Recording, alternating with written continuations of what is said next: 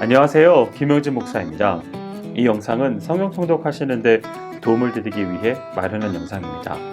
통독을 하면서 익숙하지 않은 배경과 내용들로 인해 어려움을 겪는 성도분들이 조금이나마 도움이 될까 싶어 마련한 것인데요. 조금만 관심을 기울이시면 읽으시는데 유익이 있을 겁니다. 그럼 오늘 읽을 부분에 대한 안내를 해드리겠습니다.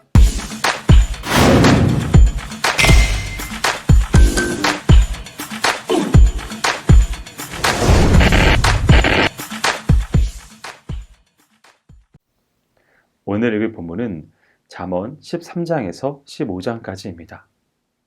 13장은 12장과 같이 언뜻 보기에 주제의 통일성이 전혀 발견되지 않는 실용적 지혜의 나열로 보이기 쉽습니다. 하지만 13장 역시 자세히 살펴보면 집요할 정도로 잠언의 신학적 주제인 하나님을 경외할 것을 강조하며 일정한 통일성을 보이고 있습니다. 실용적 지혜에 속하는 잠언 13장에서는 4개의 소단락을 통해 지혜자와 어리석은 자의 삶을 대조하며 독자들에게 지혜롭게 살 것을 강조합니다.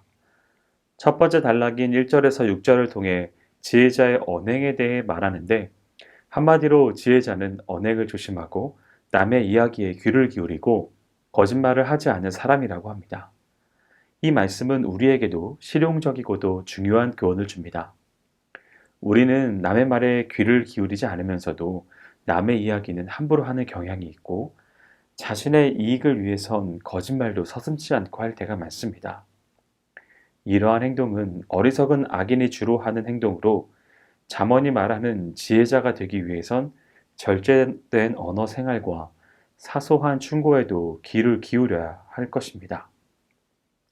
두 번째 단락인 7절에서 11절에서는 지혜자의 재물 문제에 대해 다룹니다. 잠언의 기자는 지혜자란 재물 문제에 있어서도 항상 하나님을 경외하는 마음으로 의롭게 사는 사람이라고 말합니다. 그에게 부는 더 이상 가장 큰 관심사가 아닙니다. 잠언의 기자는 지혜자를 허세 부리지 않으며 가난할지라도 근심이 없고 재물이 늘어도 재물로 말미암아 다툴 일이 없으며 재산의 형성에도 정당한 절차를 밟는 사람이라고 소개합니다. 언제부터인가 결과가 좋으면 과정이 어떠한들 상관없다는 생각이 사람들의 마음을 지배하게 되었습니다. 재산을 형성할 때에도 무슨 일을 하든 무슨 행동을 하든 결과만 좋으면 그 과정에서의 잘못이 용서되는 풍조가 만연한데 잠언의 말씀은 이에 대해 지혜롭지 못한 행동이라고 분명히 말하고 있습니다. 잠언의 기자는 현실이 비록 가진 자가 대우받는 세상이라 할지라도 진정 지혜로운 사람은 하나님이 아닌 사람에게 인정받기 위해 허세 부리는 사람이 아니며 재물이 많아지고 주는 것에 일희일비하는 사람이 아니며 정당하지 않은 재물을 조금도 탐하지 않는 사람임을 분명히 말합니다. 분명치 않은 재물과 그리고 재산 형성 때문에 세상과 사람들로부터 많은 비난을 받고 있는 이 시대교회는 잠언의 목소리에 더욱 귀를 기울일 필요가 있습니다. 세 번째 단락인 12절에서 19절에서 잠언 기자는 지혜자의 가르침이 생명에 이르게 함을 말합니다. 하나님의 말씀을 경외함으로 얻을 수 있는 지혜는 그 모든 결과가 생명에 이르지만 하나님의 말씀을 멸시하는 어리석은 자의 행동은 그 모든 행동이 사망에 이르고 있음을 보여줍니다. 지혜의 모든 근원은 하나님의 말씀으로부터 나오며 그 말씀이 생명의 샘이됨을 말하는 잠언은 오늘 우리에게 신앙생활의 모든 출발을 말씀으로부터 시작하라고 명령합니다. 하나님의 말씀에 대한 자의적 해석이나 말씀의 본질을 무시하고 아전인수격으로 해석하는 풍조가 만연한 현대교회의 모습은 마치 제어장치가 고장난 폭주 기관차처럼 멸망을 향해 치달려 가고 있는 인상을 줍니다. 이제 교회는 말씀을 두려워하고 사람들을 죽음의 그물에서 벗어나게 해야 하며 마치 지혜로운 사신처럼 모든 사람을 멸망으로부터 구하여 생명의 샘으로 인도하는 사명을 감당할 수 있어야 하겠습니다. 마지막 네 번째 단락인 20절에서 25절에서는 지혜자가 받을 보상에 대해 말합니다. 지혜자가 걸어가야 할 길은 사람의 눈에 보기에는 평탄한 탄탄대로는 아닙니다. 때에 따라서는 많은 소출을 내고도 그것을 가지지 못하는 불상사가 생길 수도 있다는 것입니다. 하지만 그 모든 일의 결국에는 지혜자에게는 보상을, 어리석은 사람에게는 재앙이 올 것임을 잠언 기자는 분명히 말합니다. 이 말씀은 지혜자가 고생하는 모든 것을 하나님께서 알고 계신다는 약속의 말씀이기도 하며, 잠시 인생에 불합리한 결과가 일어날지라도 그것이 결론이 아니며 하나님께서는 마지막에 항상 의인의 손을 들어주실 것임을 말합니다. 대신 정당하지 못한 방법으로 잠시 인생에서 앞서 나가는 듯한 어리석은 자가 있다 할지라도 그 역시 끝이 아니며 그의 끝은 재앙으로 끝나게 될 것을 말합니다. 결국 이 말씀은 하나님께서 지혜자의 인생을 보장해 주시며 큰 보상을 내려줄 것을 믿으며 지혜롭게 현실을 살아갈 것을 강조하는 말씀입니다. 14장 역시 실용적 지혜의 일부분으로 다양한 일상생활의 삶의 지혜를 통해 하나님 경외라는 잠언의 주제에 접근하고 있습니다. 이전 잠언들과 마찬가지로 14장 역시 통일성보다는 다양성이 많이 나타납니다.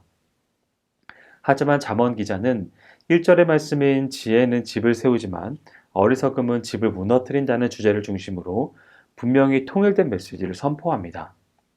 14장은 모두 5개의 소단락을 통해 주제에 대한 다양한 접근을 시도합니다. 첫 번째 단락인 1절에서 7절에서 잠언 기자는 14장 전체 주제를 이 단락에서 제시하면서 지혜의 이 의인화된 하나님을 경외하는 지혜로운 사람이 하는 모든 일은 형통할 것이라고 말합니다.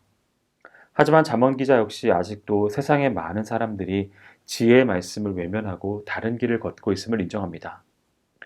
그들은 하나님을 경멸하는 사람들이며 교만하여 자신의 이익을 위해서 거짓 증언도 마다하지 않는 사람들입니다.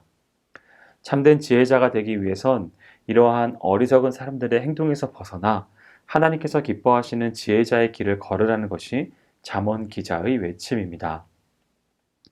우리의 경우도 마찬가지입니다. 마치 어리석은 여인이 집을 무너뜨리듯이 잠시의 안일이나 조그마한 이익을 위해 어리석음을 선택하는 우리들은 지혜가 성문에서 외치는 소리를 들어야 할 것입니다. 지혜로운 사람만이 오직 생명을 얻을 수 있는 것입니다. 두 번째 단락은 8절에서 15절입니다.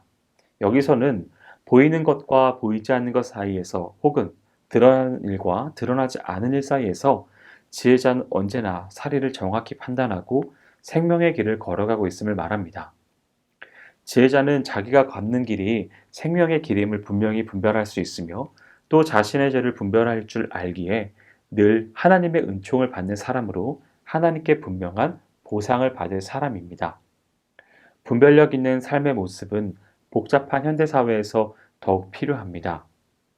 우리는 늘 참과 거짓 사이에서 선택을 강요받고 유혹에 쉽게 노출되어 있습니다. 어리석은 모습으로 현 시대를 살아가면서도 자신은 열심히 살고 있다고 생각할지 모릅니다. 하지만 그는 사망의 길을 걷고 있는 것입니다. 잠언의 기자는 분별력 있는 지혜를 통해 바른 선택을 하고 유혹을 이기며 생명의 길로 나아갈 것을 우리에게 말하고 있습니다. 세 번째 단락인 16절에서 24절에서는 악을 피하는 지혜자의 모습이 나와 있습니다. 지혜자는 늘 조심스럽게 행동하며 악을 피하고 지혜의 면류관을 쓰고 늘 선을 계획하며 생명의 길을 걸어가는 사람으로 하나님께서는 그에게 재물의 면류관까지 주시며 그가 걸어가는 길을 인정하신다 말합니다. 하지만 이 시대 많은 사람들이 속해 있는 자리는 어리석은 자의 자리이기 때문에 우리는 이 잠언을 더욱 유념해 보아야 합니다. 잠언에 나타난 어리석은 사람같이 현대의 어리석은 사람들도 조심성 없고 성을 잘 내며 사망의 길을 가지만 자신이 죽음을 향해 가고 있는지 조금도 깨닫지 못합니다. 재물을 얻는 데만 혈안이 되어 하나님도 재물을 주는 분 정도로만 인식하고 있는 이 시대 어리석은 사람들에게 이 잠언의 기자는 미련한 자의 재물은 설령 그것을 얻는다 하더라도 어리석은 결과를 낳을 뿐이다 라고 말합니다. 지혜자는 이러한 악을 피하는 사람입니다. 네 번째 단락인 25절에서 27절에서는 다른 사람의 생명도 구하는 지혜자의 모습을 보여줍니다. 지혜자는 위기의 상황에서도 진실을 말해 다른 사람의 생명을 구하는 법정 증인과 같은 사람이며 하나님을 경외함을 통해 죽음의 그늘에서 벗어나 생명의 샘물을 솟아나게 하는 그러한 사람이라 말합니다. 또한 생명의 지혜자로 말미암아 주변 사람들까지도 죽음의 그늘이 드리운 곳에서 생명으로 옮겨오는 놀라운 역사가 일어나게 됨을 아울러 말합니다. 이 시대에도 교회가 있는 곳에 그리고 성도들이 있는 곳에 이러한 생명의 역사가 늘 일어나야 할 것입니다. 마지막 단락인 28절에서 35절에서는 지혜로운 왕의 다스림이 나옵니다. 지혜로운 왕은 나라를 다스림에 있어 성을 내지 아니하며 가난한 사람에게 긍휼을 베푸는 사람이며 명철한 다스림으로 그 나라의 명성이 높아갑니다. 하지만 어리석은 왕은 자신을 제어하지 못하여 성을 자주 내며 가난한 사람을 억압하여 그를 지으신 하나님까지 모욕하는 사람이며 늘 악행을 일삼기 때문에 자신도 망하고 그가 다스리는 나라도 역시 망하게 될 것임을 말합니다. 우리의 지도자는 어떤 사람인지 또 어떤 사람을 지도자로 세워야 할지 잠언의 말씀에 귀를 기울여야 하겠습니다. 15장에서도 여러 다양한 실용적인 잠언들이 나오는데 이것은 모두 하나님을 경외하라는 잠언 전체의 주제를 다양하지만 일관되게 표현합니다. 첫 번째 단락인 1절에서 7절에서는 지혜로운 사람과 어리석은 사람의 언어 생활을 비교하면서 지혜로운 사람의 부드러운 대답은 분노를 가라앉히지만 어리석은 사람의 거친 말은 오히려 화를 돋운다고 말합니다. 지혜로운 사람의 언어 생활은 생명을 전파하지만 어리석은 자의 언어 생활은 사망만을 토해내 따름입니다. 우리도 다른 사람들이 나와 대화하고 싶어 하는지 아니면 그 자리를 떠나고 싶어 하는지 조용히 생각해 보아야 할 것입니다. 만약 사람들의 평가가 좋지 않다면 하나님의 평가는 더욱 냉혹할 수밖에 없을 것입니다. 지혜로운 언어 생활은 하나님의 모든 자녀들이 반드시 선택해야 할 지혜일 것입니다. 두 번째 단락인 8절에서 12절에서는 지혜로운 사람들은 올바른 길을 걷고 어리석은 사람은 악인의 길을 걷고 있다고 하는 전제에서 말씀을 전합니다. 지혜로운 사람은 그가 예배를 드리든지 일상생활을 하든지 항상 하나님께서 기뻐하시는 행동을 하지만 어리석은 사람은 하나님께 제사를 드린다 하더라도 하나님께서 그것을 역겨워하시고 그가 어떤 길을 간다 할지라도 그를 싫어하신다고 말합니다. 우리 중에 옳은 길을 저버린 사람이나 책망을 싫어하며 자기 길만을 고집하는 어리석은 사람이 있다면 그의 말로는 반드시 사망일 것입니다.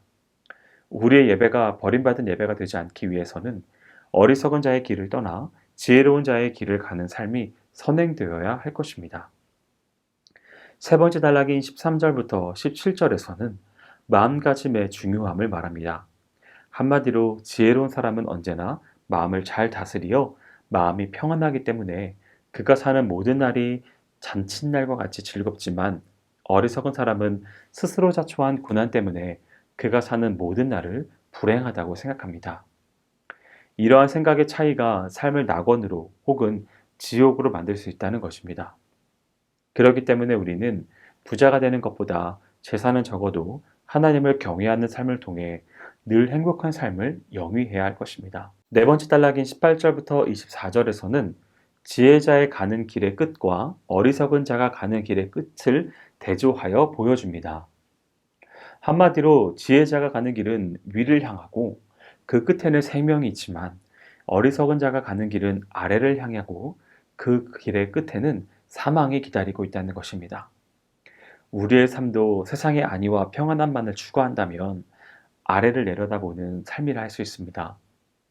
하지만 하나님을 경외하는 마음으로 늘 전능자의 시선을 두려워하며 하루하루를 산다면 분명히 위를 바라보며 생명의 길을 걷고 있다고 할 수 있을 것입니다. 잠언은 오늘 우리에게 이 두 길을 보여주면서 생명의 지혜의 길을 선택할 것을 명령하고 있습니다.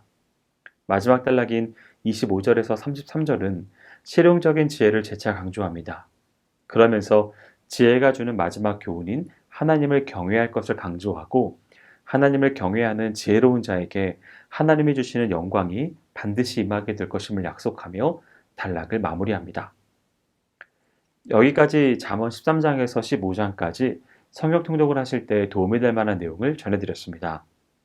혹시 이 외에 질문이 있으시거나 나누고 싶은 이야기가 있으시면 밴드나 댓글로 달아주시면 필요한 도움을 드리겠습니다. 그럼 내일 다시 만나도록 하겠습니다. 동독 화이팅 하세요!